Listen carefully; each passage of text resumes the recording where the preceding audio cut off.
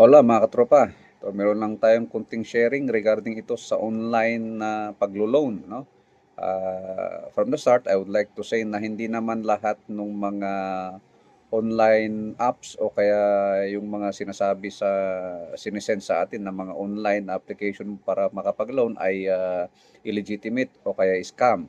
Meron namang legitimate dyan. Ang gusto ko lang emphasize dito is mag-ingat po tayo when we enter such transactions kasi marami dyan yung talagang scam din. Ang isang ginagawa kasi nila dyan, madali kasing mangutang eh. Meron ka lang i-click, meron kang bibigyan na information, so magbigay na sila ng pera. Ang mahirap dito, yung pag hindi ka na makapagbayad o kaya hingi ka ng mga palugit, yung iti-threaten ka na. Marami na silang sasabihin sa'yo na pag hindi ka nakapagbayad, ito yung gagawin nila, ipapahiya ka, sasabihin nila sa mga friends mo na ikaw naman na yung parang agrabyado ng mismo. Tapos yung mga interest kasi nila is masyadong mahal. Okay, masyadong mataas. I mean, mataas yung mga interest nila kaya ingat po tayo sa pagpatol sa mga ganitong mga transactions. At just in case lang, it may happen to you na hindi ka na makapagbayad at tinitreaten ka na, huwag mo nang patulan.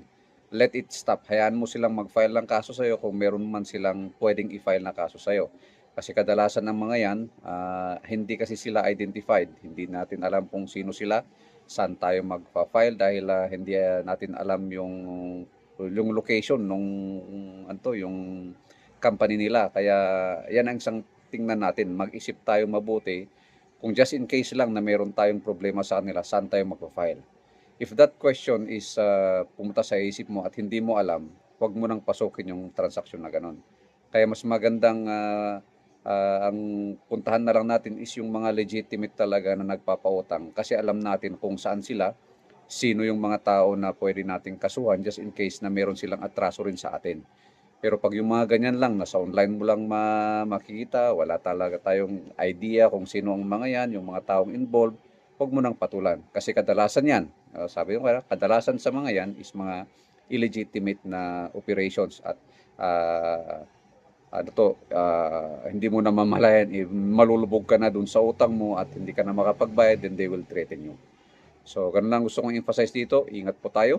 Again, think before you click. And make sure na your rights are well protected. And then, yun nga, try to think it over. Ano ba talaga yung mga pinapasok natin at para hindi tayo masubo. So, ganun lang mga tropa. See you around.